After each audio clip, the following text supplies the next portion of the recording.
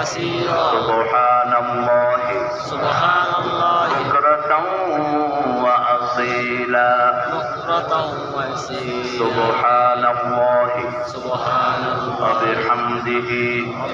عدد خلقه ورضا نفسه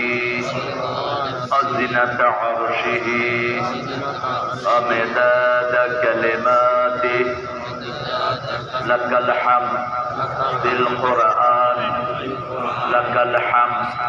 بالإسلام لك الحمد بأسمائك ولك سميت به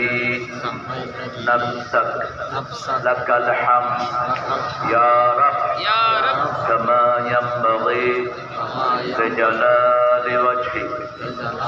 وعظيم سلطانك ذكر كل